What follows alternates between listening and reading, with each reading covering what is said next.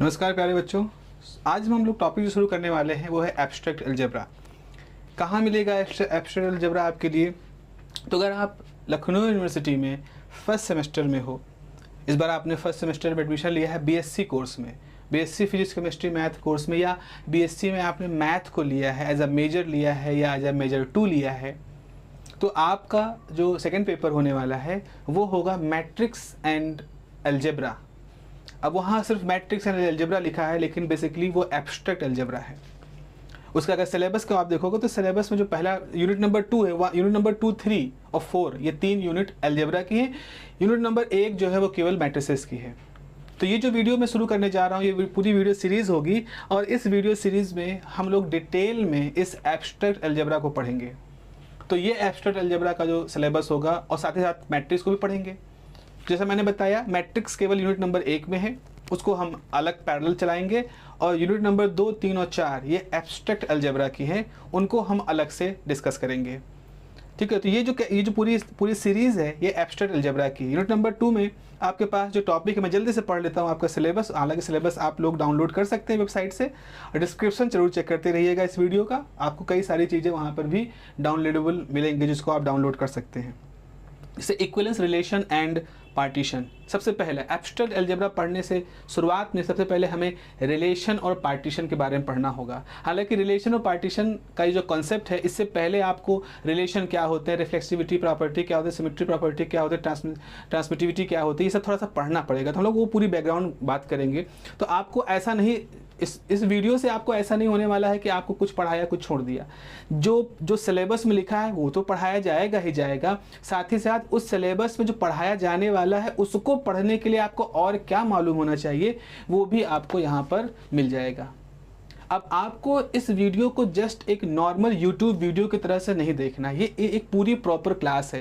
जैसे आप क्लास में जब बैठते हो तो जब तक टीचर क्लास नहीं बंद कर देता है, टीचर क्लास से बाहर नहीं चला जाता है, समान रूप से हम क्लास में बैठे रहते हैं, वो जो बता रहे हैं उनको सुनते हैं, जो काम की चीज़ होती है वो अपने मन से लिखते हैं, और जो टीचर लिखवाते हैं उनको भी लिखते हैं। तो आपको YouTube पर अवेलेबल ये जो मेरी क्लास है इसको एज अ क्लास ही लेना है, सीरियसली आपको लेना है। बाकी जितनी भी ज़रूरी जानकारी है एब्स्ट्रैक्ट अलजेब्रा के लिए, जो आपको एग्ज़ाम में बहुत अच्छा नंबर लाने के लिए ज़रूरी है, या वैसे भी इस विषय को सीखने के लिए ज़रूरी है, वो सब कुछ आपको यहाँ पर मिलता रहेगा। आप देखते रहिएगा, आपको खुद ही फील होगा कि इस क्वालिटी के साथ आपको जो वीडियो मिल रहा है, जो क्लास मिल रही है, वो किसी भी लिहाज से किसी भी ऑफलाइन क्लास में किसी भी ऑफलाइन टीचर से कम नहीं होगी, 19-20 का कहो ज़्यादा ही हो। तो आपके पास पहला टॉपिक है यूनिट नंबर 2 का इक्विवेलेंस, रिलेशन एंड पार्टीशन। फिर आपके पास कॉन्ग्रुएंस मॉडुलो एन, उसके बाद definition of group with example और सिंपल प्रॉपर्टीज पढ़ेंगे। जनरेटर ग्रुप का जनरेटर कैसे होता है उसके बारे में बात करेंगे। साइक्लिक ग्रुप या साइक्लिक ग्रुप या सिक्लिक ग्रुप कहते हैं, तो साइक्लिक ग्रुप क्या होते हैं, कोसेट डिकम्पोजिशन कैसे होता है, लैग्रांजी की थ्योरम क्या है, फिर उसके कैसे कॉन्सिक्वेंसेस होते हैं, फर्मा की थ्योरम, आयलर की थ्योरम, और फिर नॉर्मल सब ग्रुप, कोशेंट ग्रुप, ये चीज़ें हैं। ये ग्रुप क्या है, ग्रुप के मतलब क्या होता है, इन सब चीज़ों के बारे में हम लोग को यहाँ पर डिटेल में बात करनी है। देखिए, मेरा जो पर्पस होता है कि mathematics is a very very beautiful subject. Beautiful in sense कि जिस तरह से मेरा ये कहना है, मेरा ये मानना है कि अगर मैथमेटिक्स पढ़ने के बाद हमें किसी तरह से अनईजी फील हो रहा हो, तो इसका मतलब है कुछ गड़बड़ी हो गई, कुछ पढ़ाने में या पढ़ने में कहीं कुछ गड़बड़ी हो गई है। Mathematics is always very soothing for your brain.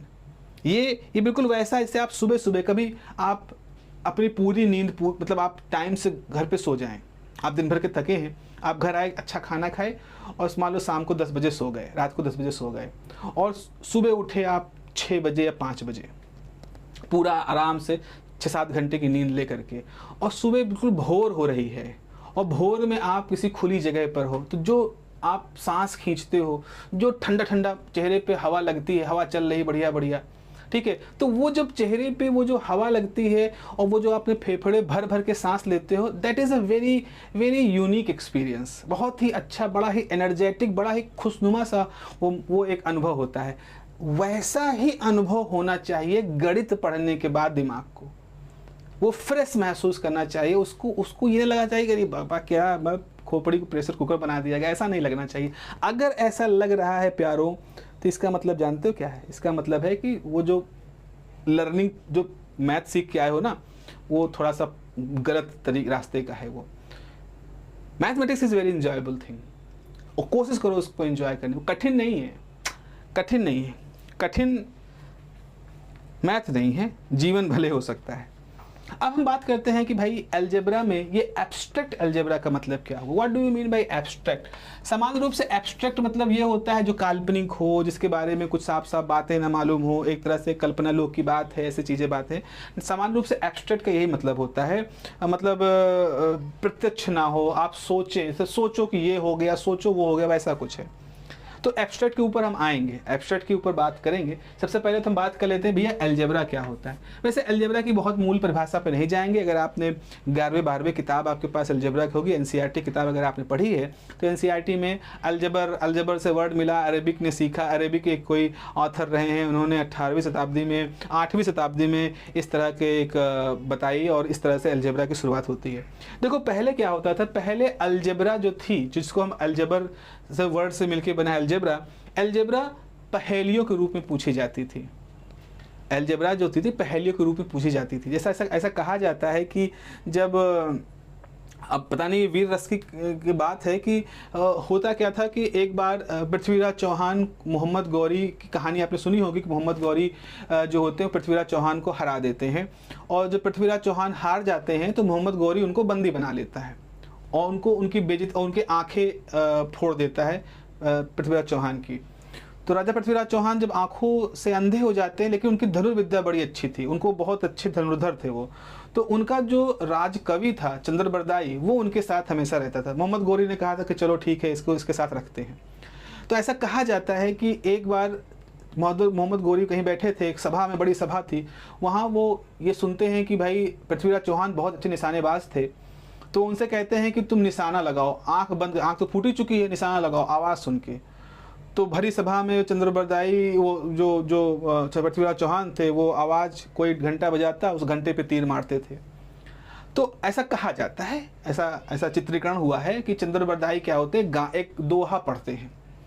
उस दोहे में वो क्या करते हैं, माप, मतलब कितनी ऊंचाई पर, कितनी दूरी पर मोहम्मद गौरी बैठा है, वो आंकड़ा देते हैं पृथ्वीराज चौहान को। वो पूरा कोई चौपाई सी है, किसी ने लिखी भी है, उसको मुझे याद नहीं है और ना मैंने कभी याद करने की कोशिश भी की है। तो वो बाकायदा शब्दों में बोलते हैं कि 2.5 फलांग इतना है, 2 फलांग ऊपर है, 3 फलांग इतना है, इतने गज, इतने कुछ बताते हैं। और फिर उसी तीर से, उसी अंदाज से पृथ्वीराज चौहान तीर चला देते हैं। पता नहीं मोहम्मद गौरी को लगती कि नहीं लगती, वो मुझे याद नहीं है, लेकिन मैं यहाँ बस इतना बताना चाहता हूँ कि एक समय ऐसा था, लंबा समय तक ऐसा था, जब ये जो अलजेब्रा थी, ये इस तरह से आंकड़ों में, चौपाइयों में, संख्याओं का होता था कि इतनी गाय हैं, इतने बछड़े हैं, इतने बछड़े, इतने यहाँ गए वहाँ गए, इस तरह की पहेलियों के रूप में वो पूरा अलजेब्रा होती थी। वर्बल ज़्यादा थी, वर्ड ही ज़्यादा थे, सिंबॉलिक फॉर्म में नहीं। जैसे आज हम अलजेब्रा करते हैं, जैसे आज आपने पढ़ा अलजेब्रा 2x + 3y = 9 एंड और फिर आपके पास है x + y = 3। तो आपने कहा चलो इसको सॉल्व करके बताओ, तो यहाँ आप सिंबल्स यूज करो ना, x y, ये एक कोई फंक्शन और इक्वल टू और कुछ नंबर, ये एक सिंबॉलिक फॉर्म आ गया है। ये सिंबॉलिक फॉर्म बहुत बाद में आया। आप समझिए कि एक लंबे समय तक जो सिंबॉलिक फॉर्म, मेरे ख्याल से 1549 से करीब आ चुका था सिंबॉलिक फॉर्म। तो उसके बाद भी अलजेब्रा का मूल काम क्या था, आपको भी याद होगा। अलजेब्रा जब आपने पढ़ना शुरू किया तो उससे क्या करते थे, आप रूट निकालते थे। आपके पास क्वाड्रेटिक इक्वेशन आ गई, रूट निकाला। आपके पास 2 तरह की लीनियर इक्वेशन, ये लीनियर इक्वेशन कही जाती हैं। अगर इस तरह की लीनियर इक्वेशन आ गई हैं तो उनको साइमल्टेनियसली सॉल्व करके एक्स और वाई की वैल्यू निकालना है।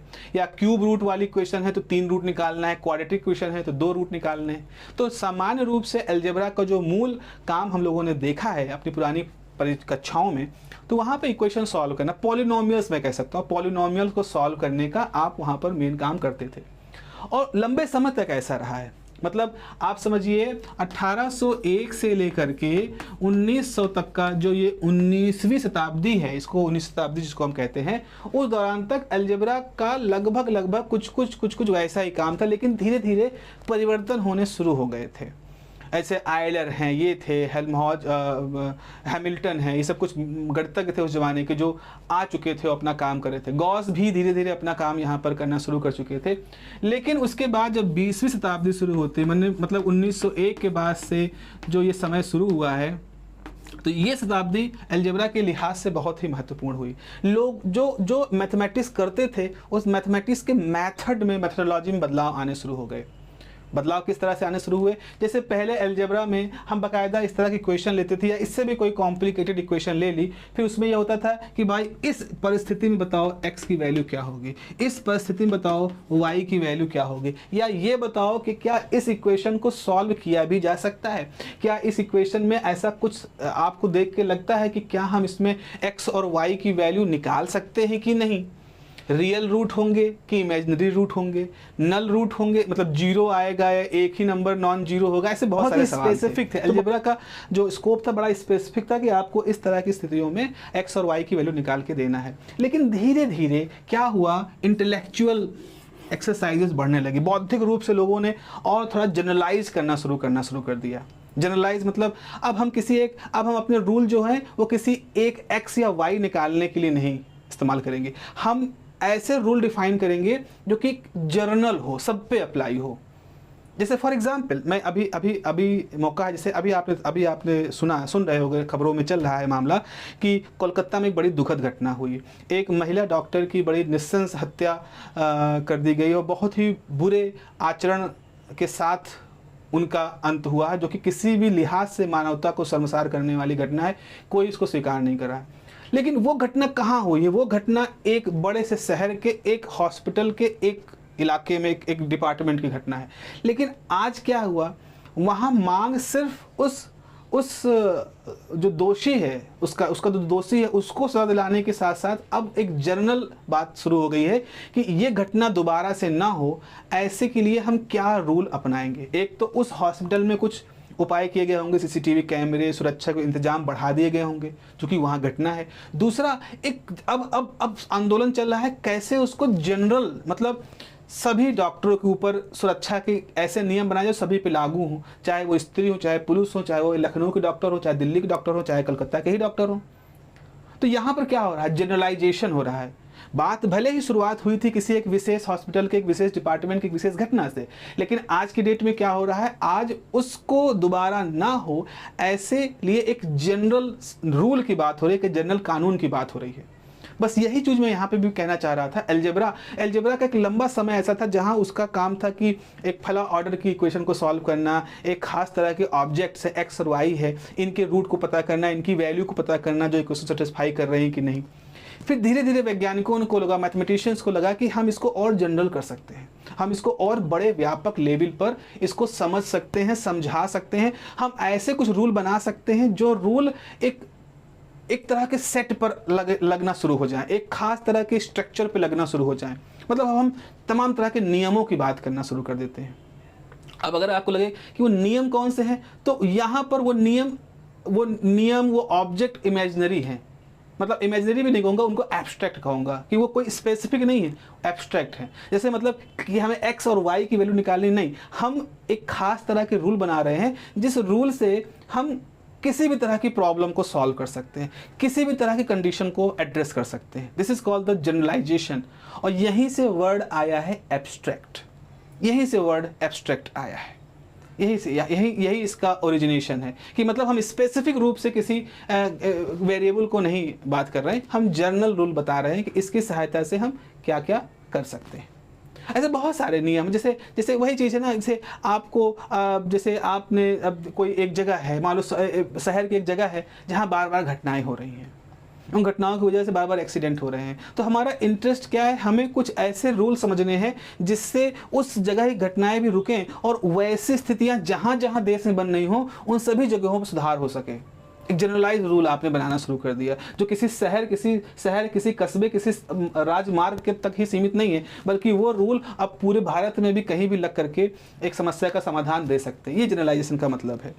तो इस तरह से अब मैं जस्ट आपके सामने एब्स्ट्रैक्ट अलजेब्रा की एक छोटी सी परिभाषा लिखूंगा, बहुत अच्छी परिभाषा है, आप जरूर इसको नोट कर लीजिएगा और देखिएगा कितनी खूबी से चीज़ों को यहाँ पर कहा गया है। जस्ट मैं जल्दी से इसको यहाँ पर लिख देता हूँ।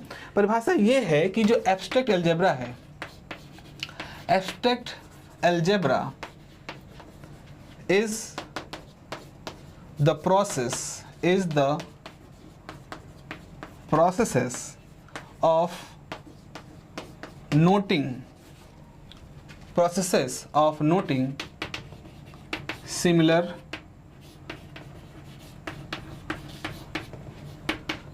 properties in different mathematical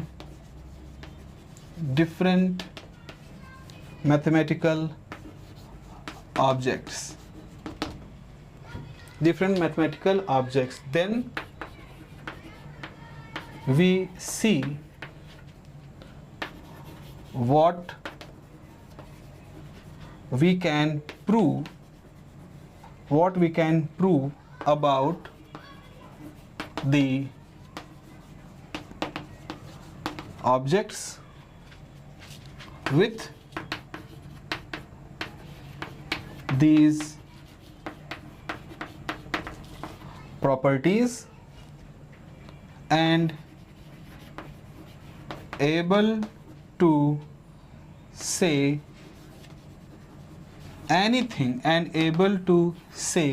anything about every object with those given properties. ये बहुत ही अच्छा मुझे स्टेटमेंट लगा। ये प्रोफेसर डेटकाइन आई थिंक थे जिन्होंने इस चीज़ को अपनी किसी बुक में बहुत ही हाईलाइट करके लिखा था। तो ये एक बहुत अच्छी किताब है। I think real number field and ऐसे करके किताब है, डेटकिन की ही कोई बुक है, उससे ये मैंने देखा है कि what is abstract algebra. Abstract algebra है क्या, हम पढ़ने क्या वाले, जरा समझे। Abstract algebra is the processes of noting. मतलब एब्स्ट्रैक्ट अलजेब्रा में हम क्या करते हैं, हम नोट करते हैं, हम अपनी एक जगह पे दर्ज करते हैं। Noting similar properties in different mathematical objects. For example set, हमारे पास कुछ सेट हैं, हमारे पास एक सेट है ए। आपको मालूम है सेट क्या होता है, set is collection of object. Even अगर कोई ऑब्जेक्ट नहीं तभी इसको नल सेट कहेंगे। तो हमारे पास कुछ सेट हैं, सेट ए है, सेट बी है, सेट सी है। तो ये हमारे मैथमेटिकल ऑब्जेक्ट्स हैं। हम देखेंगे कि इन मैथमेटिकल ऑब्जेक्ट्स के जो अंदर एलिमेंट हैं उनके बारे में देखेंगे, उन एलिमेंटों में आपस में क्या संबंध है उनके बारे में देखेंगे, और फिर हम देखेंगे कि क्या कोई ऐसा चीज़ है जो इन सारे सेटों में कॉमन है, ऐसी कोई प्रॉपर्टी है जो सारे सेटों में कॉमन है। तो पहले अभी हम बहुत गहराई में ना इसके उतरेंगे, ना इसके उतरेंगे, ना इसके उतरेंगे, मोटे मोटे लेवल पर जो हमको इनके बीच में कॉमन प्रॉपर्टी, जो ऐसी प्रॉपर्टी जो तीनों में सेटिस्फाई होती हुई दिख रही है, उसको हम देखेंगे। तो यहीं पे लिखा है इस process of noting similar properties in different mathematical objects. ठीक है, हमने देख लिया। उसके बाद फिर क्या करेंगे, तो हमको कोई प्रॉपर्टी मिल गई। अब हम देखेंगे देन वी सी, तो अगली बार क्या देखेंगे, then we see what we can prove about the object with these properties.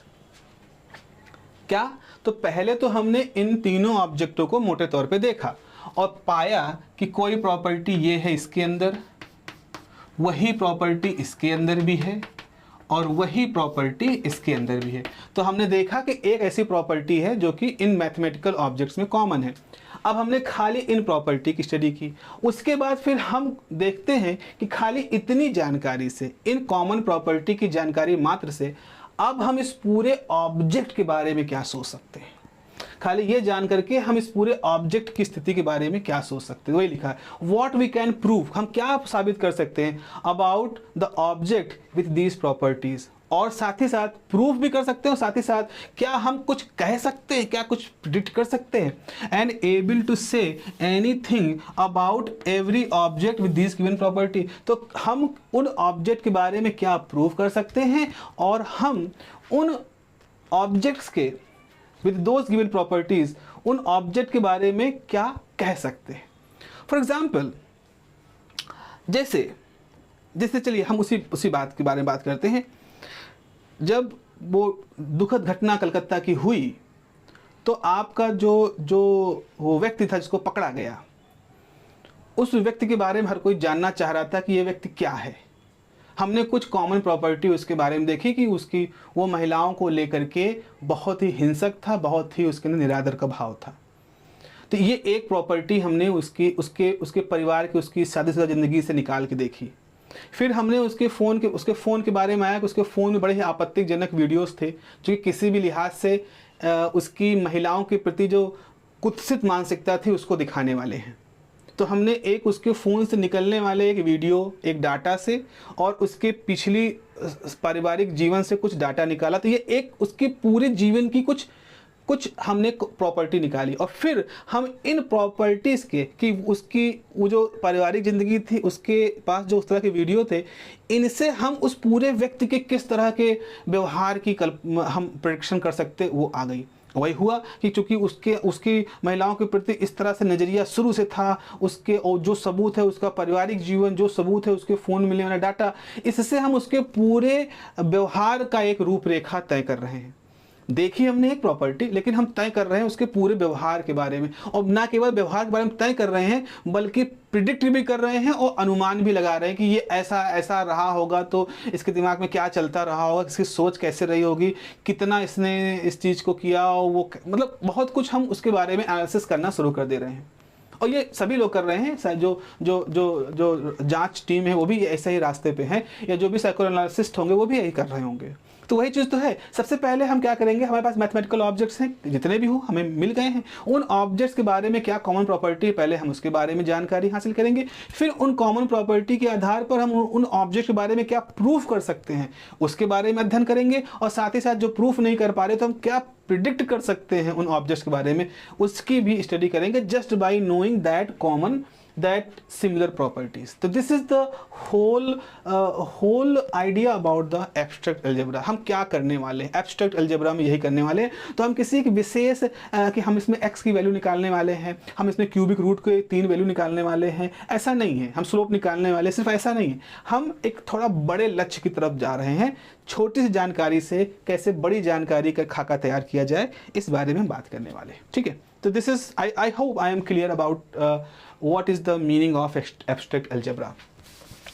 और अगर कोई कहे कि सर abstract algebra का एप्लीकेशन कहाँ है, बहुत जगहों पे एप्लीकेशन है, बहुत जगहों पे एप्लीकेशन हो रहा है। डीएनए सीक्वेंसिंग से लेकर के, क्रिप्टोग्राफी से लेकर के, आपका क्रिप्टोग्राफी में हो गया, सीक्वेंसिंग में हो गया, क्रिप्टो करेंसी में हो गया, उसके अलावा डिजिटल सिक्योरिटी में हो गया। बहुत ऐसे कई सारी जगहें हैं जहां इसका उपयोग लगातार हो रहा है और लोग नए नए उपाय खोज रहे हैं, नए नए तरीके, नए नए जगहों को खोज रहे हैं जहां पर इसका उपयोग किया जा सकता है। मतलब जहां और कहां इसका उपयोग हो सकता है, जहां नहीं मालूम था अभी तक, उन जगहों पर भी इसके उपयोग की बात हो रही है। ठीक है, असल में आपका जो सिलेबस है उसमें पहला टॉपिक लिखा है इक्विवेलेंस रिलेशन। तो भैया पहले तुम्हें ये मालूम चल जाए कि रिलेशन क्या होता है। ठीक है ना, सबसे पहले हमें क्या मालूम चल जाए कि रिलेशन क्या होता है। रिलेशन क्या होता है इसके बारे में हमको मालूम चल जाए। देखो भाई, रिलेशन वही है जो कि हम नॉर्मल लाइफ में रिलेशन देखते हैं। हम एक परिवार में हैं, ठीक है, परिवार में एक महिला है, एक पुरुष हैं, हम भी एक पुरुष हैं, हमारे जैसे 2 और पुरुष हैं, 2-3 और महिलाएं हैं। तो ये महिला पुरुष का एक समूह है। लेकिन ये जो महिला पुरुष हमारे परिवार में इकट्ठा हैं, ये सिर्फ बेमतलब, बेनतीजा, बेवजह से नहीं है।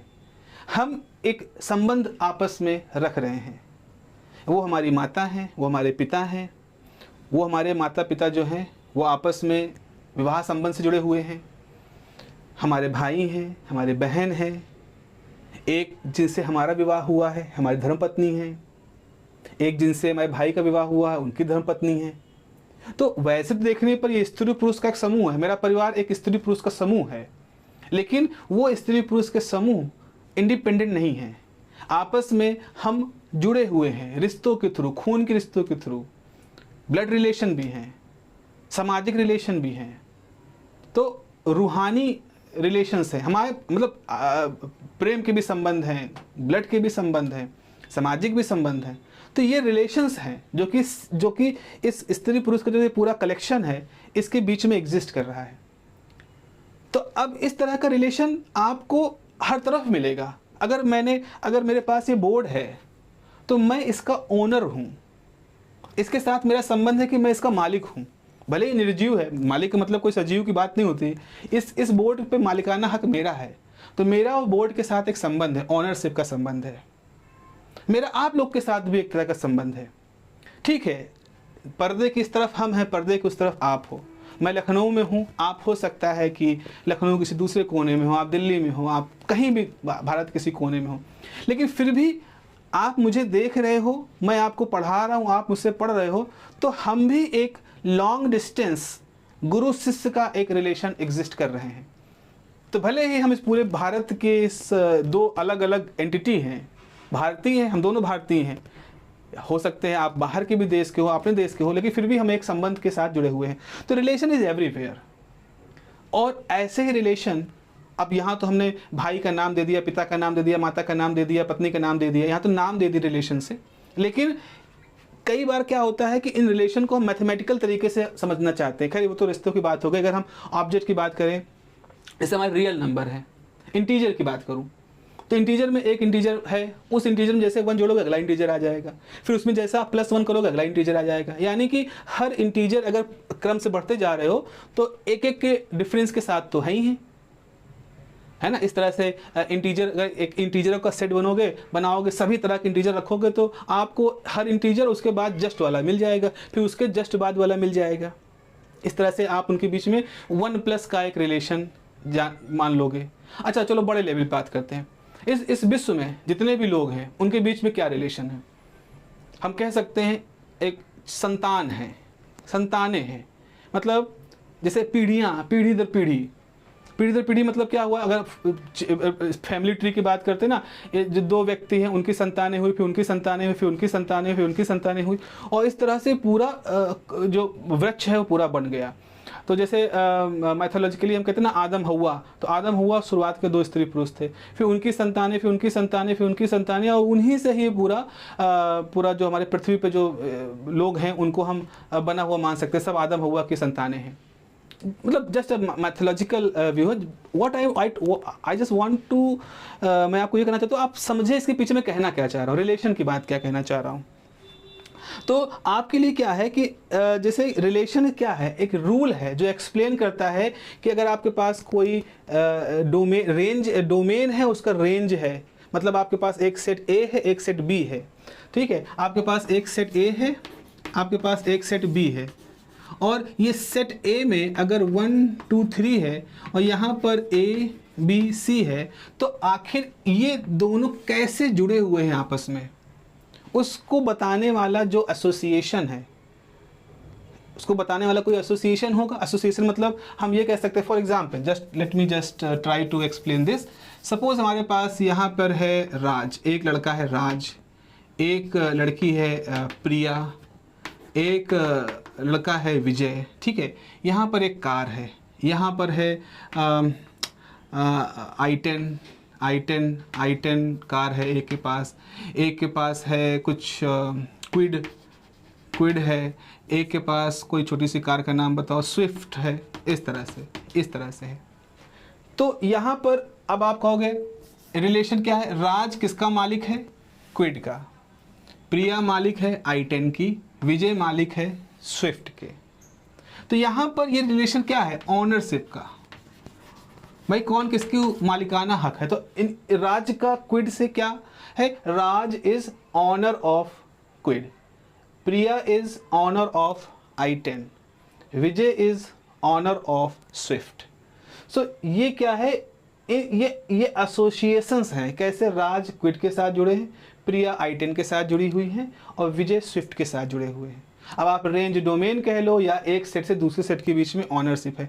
तो ये जो एसोसिएशंस हैं, ना, इन एसोसिएशंस का एक सेट बना लो, सेट ऑफ एसोसिएशंस, और उससे हमें क्या पता चलेगा? रिलेशन। मैं इसकी अभी आपको कोई परिभाषा नहीं लिखवा रहा हूँ, मैं आपको इसे समझने के लेवल पे बता रहा हूँ, क्योंकि ये अभी हमारा सिलेबस की शुरुआत नहीं हुई। अभी तो हम जस्ट इक्विवेलेंट, कौन सा, हाँ, इक्विवेलेंस रिलेशन है, हम वहाँ तक पहुँचने वाले हैं। तो इक्विवेलेंस रिलेशन को समझने से पहले हमको ये समझना है कि what is the meaning of relation. तो relation is a kind of associationship between two sets. जैसे सेट ए है, लोगों के नाम मेरे दोस्तों के नाम है, सेट बी है, उन दोस्तों के पास जो कारें हैं उनका नाम है, और ये एरो जो है वो दिखा रहा है कौन सी कार किस व्यक्ति के पास है, कौन किस कार का ओनर कौन है। और ये जो सारी ओनरशिप की जो एसोसिएशंस है, इससे एक रिलेशनशिप की बात, एक रिलेशन यहाँ पे इस्टेब्लिश होता है। ठीक है, ये एक रिलेशन इस्टेब्लिश होता है। अब आगे क्या होता है कि यहाँ पर मुझे एक चीज़ बतानी है कि जब हम ये रिलेशनशिप, ऑनरशिप की रिलेशन बताएंगे तो इसको एक और तरीके से लिखा जा सकता है। जैसे हमने सेट का एक एलिमेंट ले ले, तो चलो हमने सेट ए का एक एलिमेंट ले लिया राज। अब सेट 2 का हमें कौन सा एलिमेंट लेना पड़ेगा, क्विड। तो हमने ले लिया क्विड, लेकिन इनको लिखने का तरीका क्या है, पहले मैंने राज लिखा फिर मैंने क्विड लिखा। तो यहाँ पर यह है, इसका मतलब है राज ओन क्विड। ओन मतलब उसका मालिक है।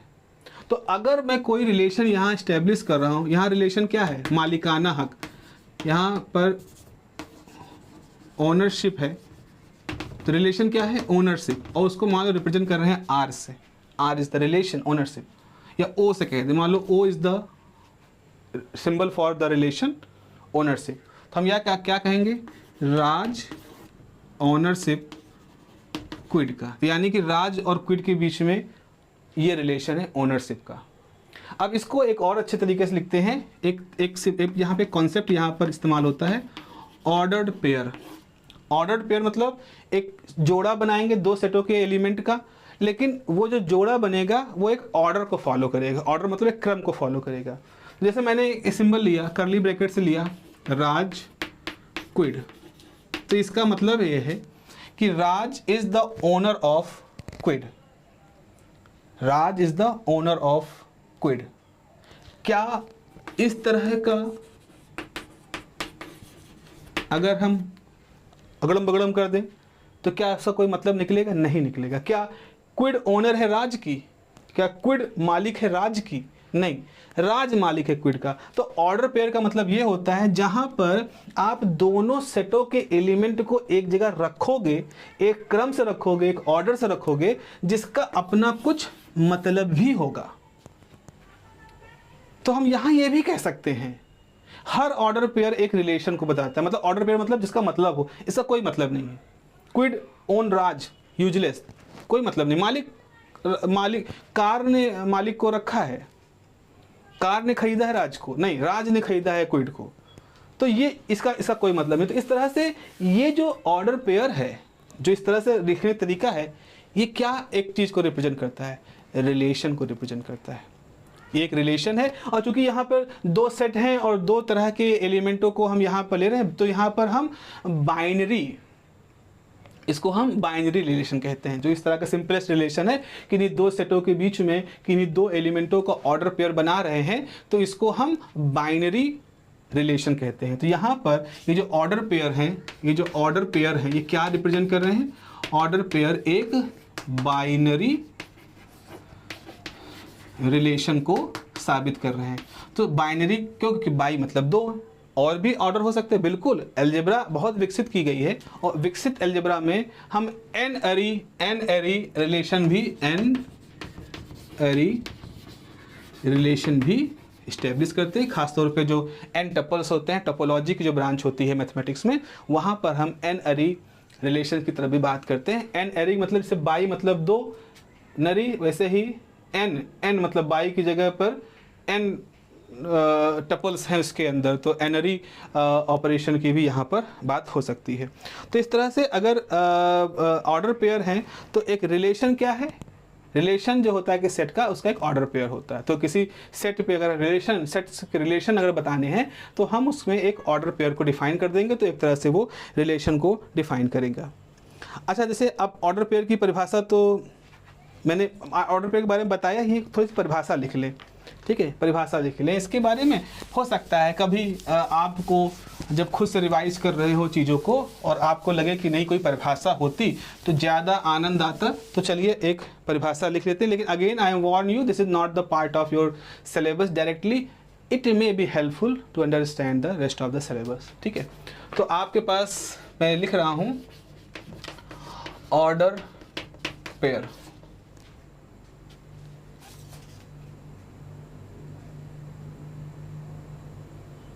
ठीक है। ऑर्डर पेयर के बारे में बात करते हैं। सो ऑर्डर पेयर, हमेशा ऑर्डर पेयर कहाँ होगा? ऑर्डर पेयर किसी सेट पे डिफाइन होगा। Order pair is a set of, जोड़ा होता है, एक सेट होता है, set of pair of objects with an order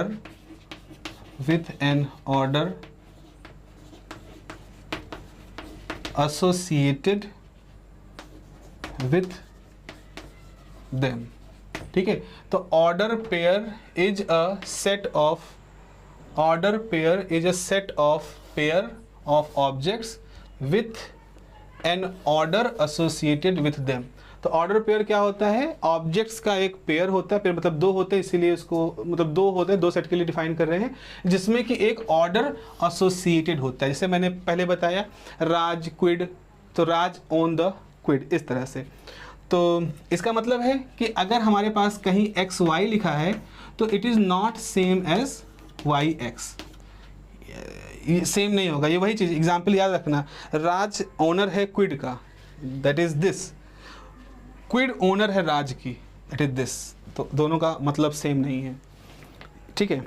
अच्छा, इक्वलिटी ऑफ ऑर्डर पेयर क्या होता है? क्या ऑर्डर पेयर इक्वल हो सकते हैं? Equality of order pair, equality of order pair, equality of order pair हो सकते हैं बिल्कुल। अगर एक ऑर्डर पेयर है ए बी और आप कह रहे हो कि वो इक्वल है एक्स वाई के, इसका मतलब है ये तभी हो सकता है कि जब ए एक्स के बराबर हो और जो बी है वो वाई के बराबर हो।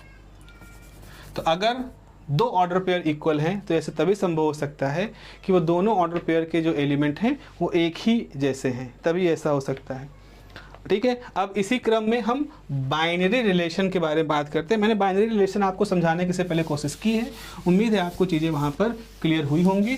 चलिए उसको इस बोर्ड पे भी एक बार लिख देते हैं। What is the binary operation, binary relation, sorry binary relation. Binary operation दूसरी चीज़ होती है, वो लोग ग्रुप थ्योरी में पढ़ेंगे। तो binary, what is binary relation, लिख लें जल्दी से। अ बाइनरी, बाइनरी का मतलब दो, a binary relation from set A, from एक set A, from set A to set B is a set of ordered pair, is a set of ordered pair, मान लो A B, when A is element of capital A and B is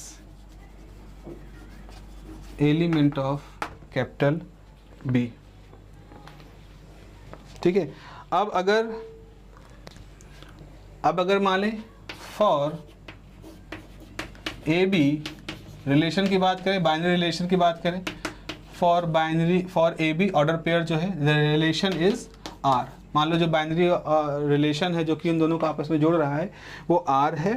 तो आप इसको ऐसे भी लिख सकते हैं। इसको लिखने तरीके क्या है? एक तरीका तो इसको ये है कि आप लिखोगे ए रिलेशन बी, या आप लिखोगे ए बी ऑर्डर पेयर है, बिलोंग कर रहा है रिलेशन को, आर को। इस तरह से इसको हम लिख सकते हैं।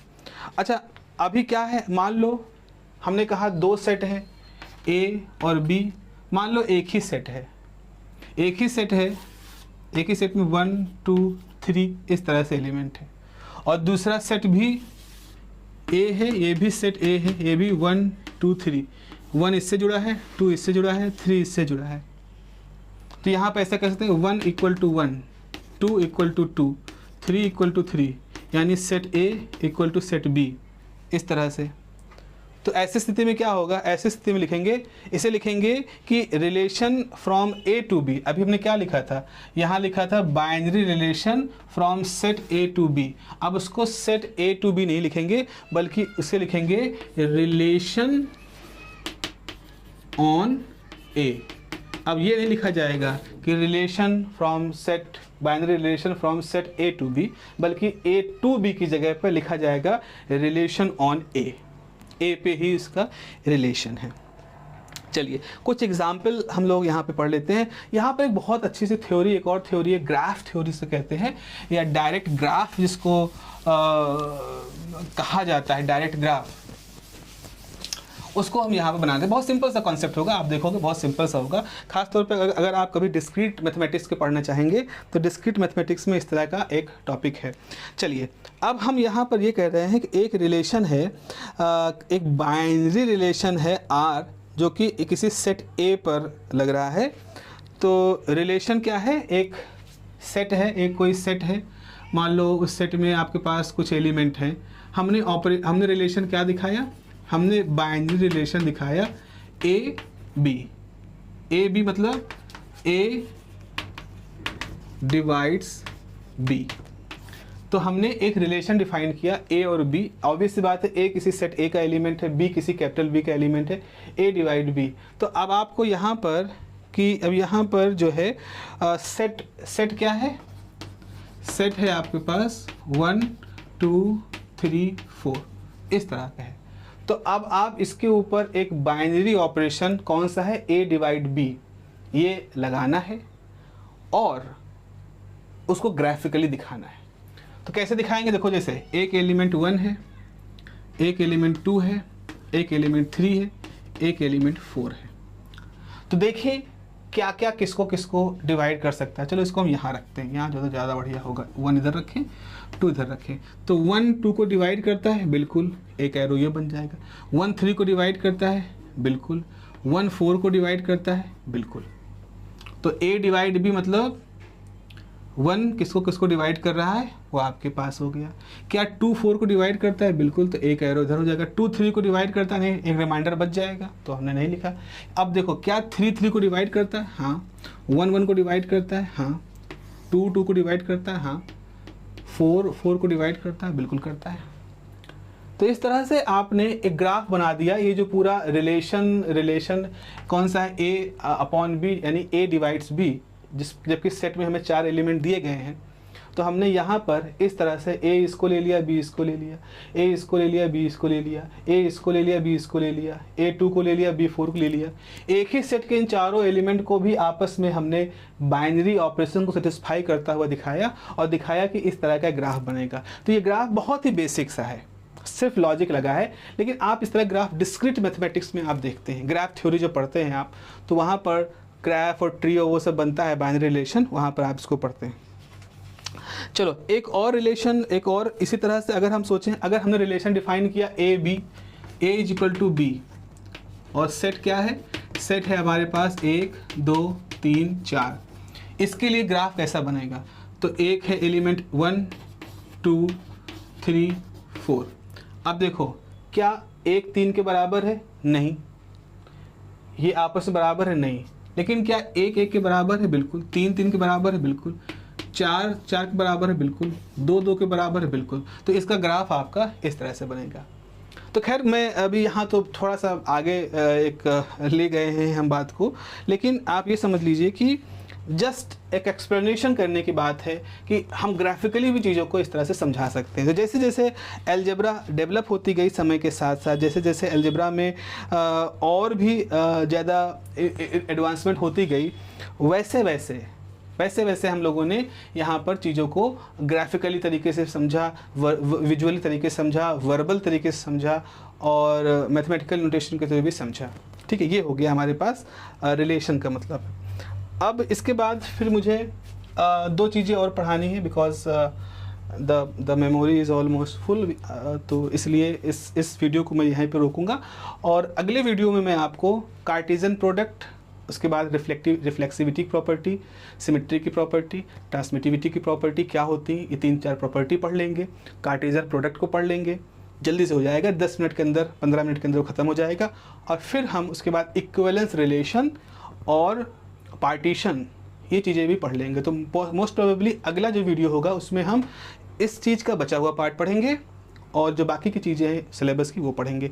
आप इस वीडियो को पूरा देखिएगा क्योंकि इसमें चीज़ें सिखाई गई हैं। ये अलग तरह का मनोरंजक तो नहीं होगा वीडियो, क्योंकि एब्स्ट्रैक्ट अलजेब्रा पढ़ना सबके बस की बात नहीं होती। It is very tough kind of subject, but still it is very logical and is very joyful. बहुत ही ज़्यादा रिफ्रेशिंग मुझे लगता है, मेरा व्यक्तिगत इसके प्रति बड़ा रुझान है एब्स्ट्रैक्ट अलजेब्रा के प्रति, और मुझे बड़ा ही रिफ्रेशिंग ये टॉपिक लगता है। इसके बारे में सोचना और इससे तमाम अलग अलग तरह के एक्सपीरियंस, अलग अलग तरह के एग्जाम्पल सोचना, और ऐसे एग्जाम्पल जो हम अपने अगल बगल रोज़मर्रा के जीवन में भी देख पा रहे हैं। चलिए मिलते हैं अगली क्लास में आपके साथ। अगला टॉपिक हम लोग उठाएंगे Cartesian product. Have a nice day, take care, bye bye.